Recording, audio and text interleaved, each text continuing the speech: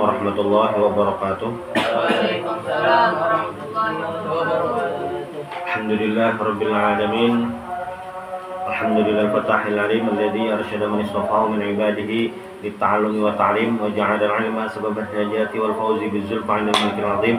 Wassalatu wassalamu ala man arsalahu Allahu hadan ila siratal mustaqim wa ala alihi wa sahbihi al-faizin min suhbatihi wa tiba'ihi bil khuludi fi daril baqa'i wan 'aim. Alhamdulillah di malam hari ini kita bisa kembali melanjutkan pengajian kita. Mudah-mudahan kita semua mendapatkan rahmat dari Allah Subhanahu wa taala. Amin. Qala al-musannif rahimahullahu taala wa nafa'ana bi 'ulumi wa bikum fid dharain. Amin. Tafsir surat Yasin. Nah, setelah selesai kita membahas tentang Nabiullah Yusuf alaihissalam di surah Yusuf, selanjutnya kita akan membahas tentang tafsir surah Yasin. Nah, apa surah Yasin itu? Surah Yasin ini adalah surah Makkiyah atau ayat-ayatnya Makkiyah. Apa Makkiyah itu? Jadi ayat atau surah yang turun sebelum Nabi hijrah ngarannya surah atau ayat Makkiyah. Ayat atau surah yang turun sesudah Nabi hijrah ngarannya ayat atau surah Madaniyah. Jadi misalnya Nabi ini sudah hijrah, ayatnya turun Nabi lagi di Mekah. Kira-kira surahnya nih nah atau ayatnya nih nah Makkiyah kah Madaniyah?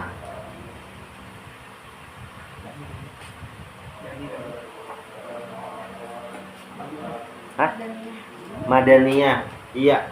Kenapa jadi Madaniyah? Karena turunnya sesudah Nabi hijrah. Walaupun turunnya itu waktu Nabi di Mekah. Jadi Mekah itu syarat. Mekah itu nah menunjukkan tempat kah, menunjukkan waktu kah? Nah, tempat. Tak bujur Mekah itu menunjukkan tempat. Tapi ketika membahas tentang surah Makkiyah atau ayat Makkiyah, ayat Madaniyah itu lain tentang tempat, tapi tentang waktu. Sebelum Nabi hijrah lawan sesudah Nabi hijrah. Surah Yasin ini sebelum Nabi hijrah. Kenapa gerang surah Yasin ini turun? Karena orang-orang kafir Quraisy itu mendustakan, mengeramputakan bahwasanya Nabi Muhammad adalah utusan Allah. Ada di ayat Al-Quran wailul lil mukadzibin. Wailul lil mukadzibin. Wailul lil mukadzibin. Binasa, celaka, gasan orang yang mendustakan. Tahulah Ridwan bedanya berdusta lawan mendustakan. Misalnya. Contohnya aja langsung. Itu penjelasannya. Contohnya misalnya nah, misalnya ada orang ditakoni.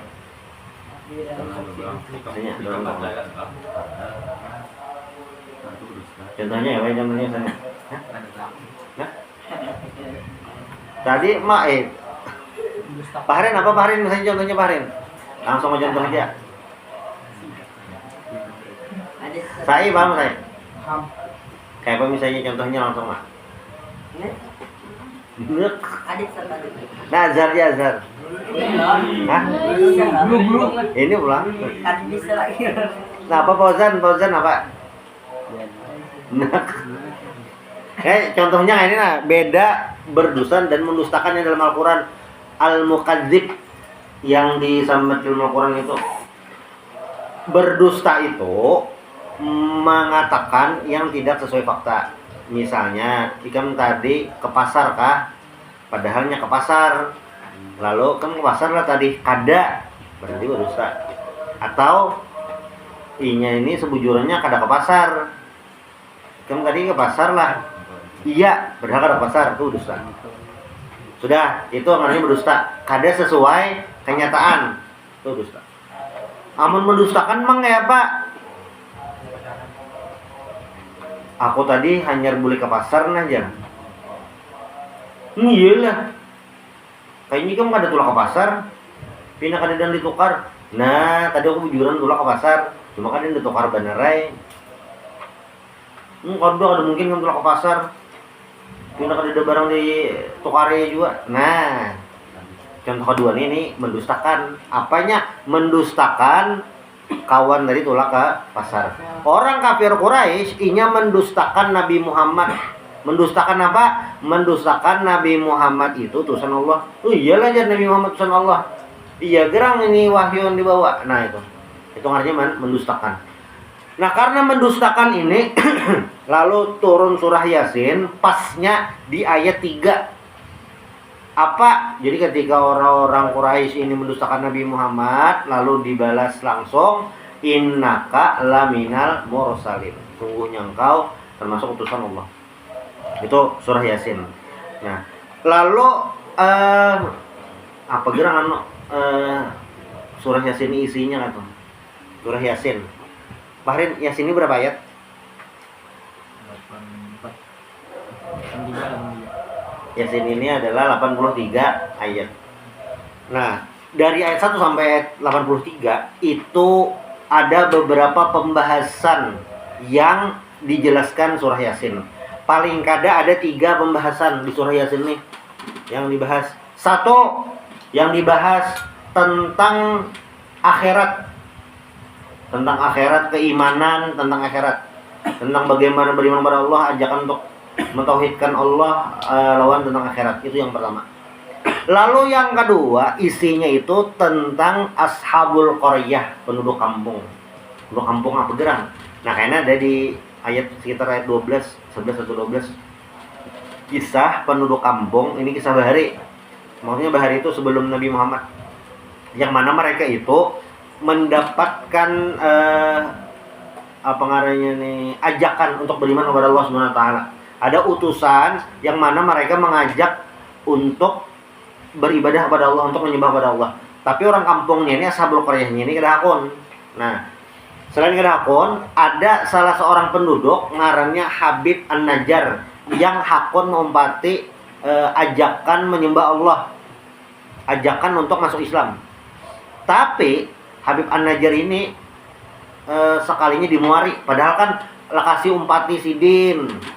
Ini Sidin ini orangnya bagus saja, umpati apa yang diberi Sidin. Hanya orang kampung ada 7. Lalu Habib An-Najjar tadi dibunuh oleh penduduk kampung. Nah setelah dibunuh, Habib An-Najjarnya ini masuk surga. Itu yang kisah yang kedua pembahasan. Pembahasan yang ketiga di surah Yasin ini adalah tentang bukti kekuasaan Allah Subhanahu wa taala. Allah taala Maha Kuasa. Apa buktinya? Nah, macam-macam. Ada bukti-buktinya. Itu ada di surah Yasin. Itu isinya lah. Nah, lalu apa keutamaan surah Yasin? Keutamaan surah Yasin ini apa gerang? Itu. Banyak kita membaca apa gerang itu? Ini ada beberapa riwayat dari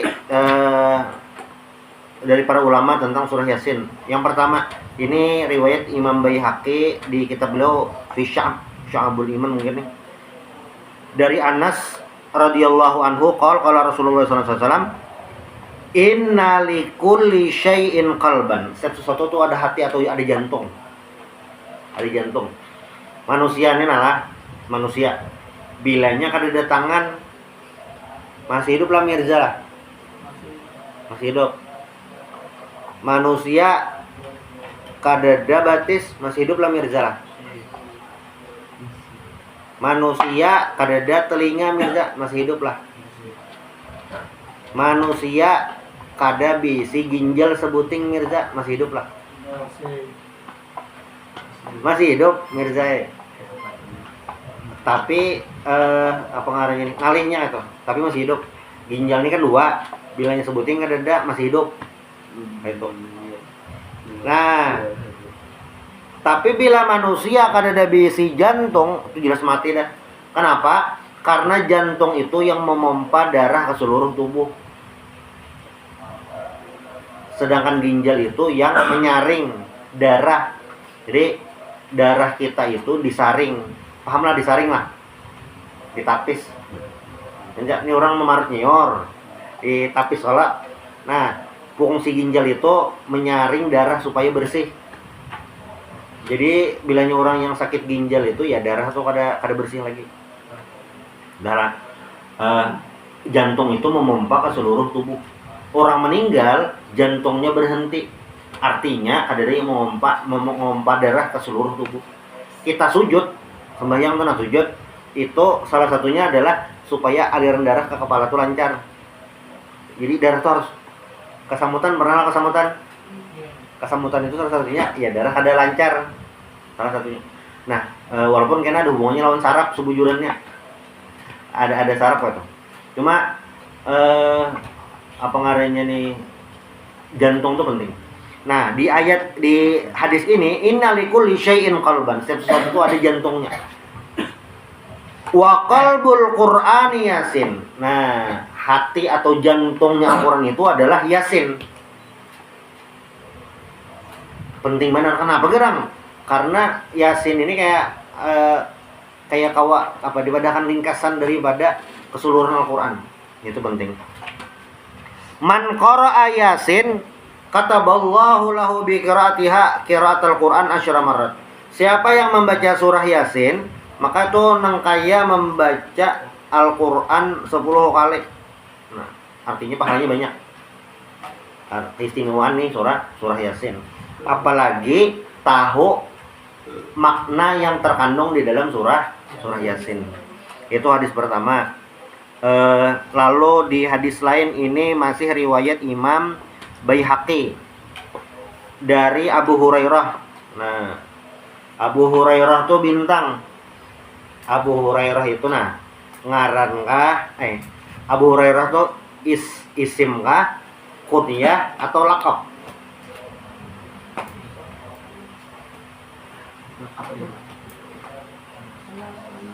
Nah. Ngaran asli, nama asli Sayyidina Abu Bakar bintang siapa? Nama asli Sayyid Abu Bakar Abdullah, ya. Laqab Abu Bakar apa? Bintang. Laqab Abu Bakar As-Siddiq, ya. Ism Abu Bakar, al-ism Abdullah, laqab As-Siddiq. Berarti Abu Bakar adalah kunyah. Nah, Abu Hurairah itu berarti kunyah. Nah, pertanyaannya bintang, siapakah nama Abu Hurairah?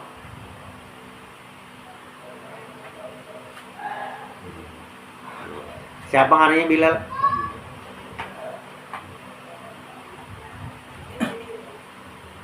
Irfan, siapa Irfan?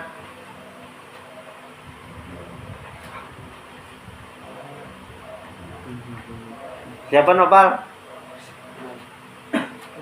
Karena Abu Hurairah adalah Abdurrahman bin Sakhrin.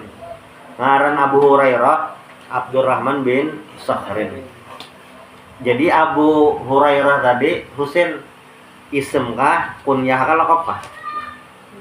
Nah, kunyah itu yang diawali Abu atau Ummu atau kunyah. Jadi dari Abu Hurairah radhiyallahu an Nabi sallallahu alaihi wasallam, man qara'a Yasin, siapa yang membaca surah Yasin fi lailatin, pada satu malam, ibtigha'a wajhillah, karena Allah taala hendak dapat pahala. Membaca surah Yasin karena hendak dapat pahala. Apa yang terjadi? Ghafara lahu fi tilkal lailati, maka Allah ampuni dosanya pada malam itu. Jadi dosanya diampuni semalam itu. Ini membaca surah Yasin.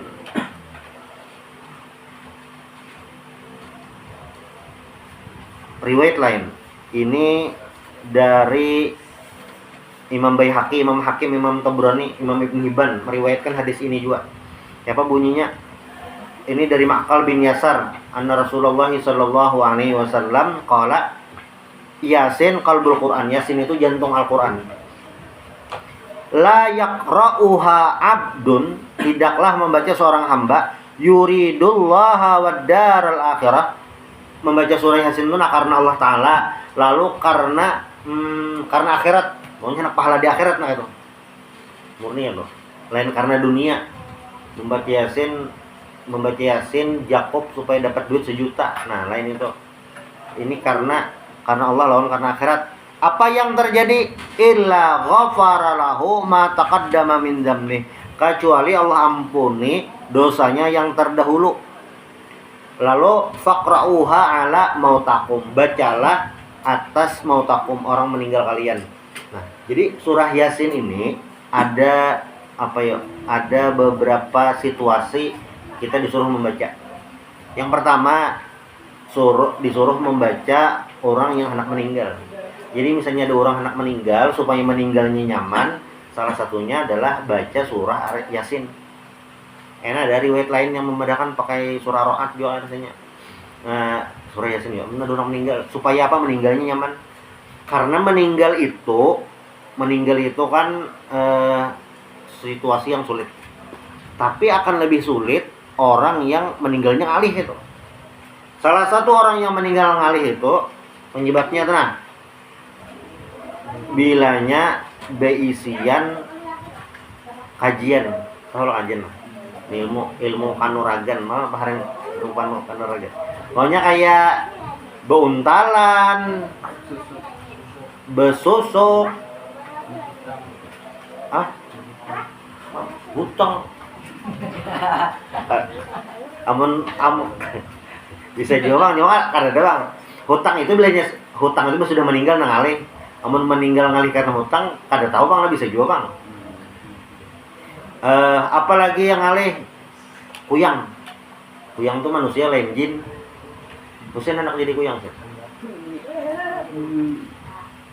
Kuyang itu manusia lain jin. Jadinya manusia supaya nya disayangi orang bebiniannya nih nah, supaya orang ketujuh lalunya jadi kuyang. Sama tuh. Pokoknya ilmu-ilmu yang kayak itu salah satu penyebab meninggal ngalih. Sudah, bisa banyak lagi yang lain. Nah, supaya orang itu nyaman meninggalnya, bacakan surah Yasin. Jadi bilangnya ada keluarga, kai, siapa aja di rumah sakit, ruang ICU, tahu lah deh. Ruang ICU. Yusuf pernah masuk ruang ICU, Sob? Tahu lah ruang ICU. Apa ruang ICU itu? Ruang apa? Maksudnya bilangnya di ICU itu nah siapa yang ada di situ? Kan bilangnya di UGD, unit gawat darurat, yang orang garing pertama biasanya diantar ke UGD dulu. Bilangnya di ruangan ronsen, orang beronsen. Amunnya di ruangan persalinan ada orang beranak. Nah, amun kamar jenazah itu ada orang meninggalnya situ. Jenazah di anak situ dulu. Ini ruang ICU. Nah, ada apanya di dalam situ?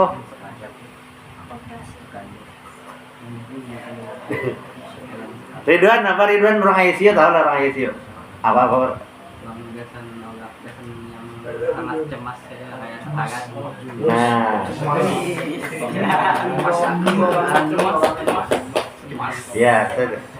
Ya. Jadi ruang ICU itu yang orang koma, kada sadar lagi di ICU tuh. Jadi bilanya kita mau masuk nih lah ke ruangan biasa, ya yang si pasien tuh bisa bangun aja, siger aja. Amun di ICU itu ruangannya sunyi, walaupun mungkin ada yang sudah sadar. Tapi kenapa jadi banyak sunyi? Karena biasanya tuh orang koma, sudah koma nampak meninggal dah. Ataunya memang koma belum bangun.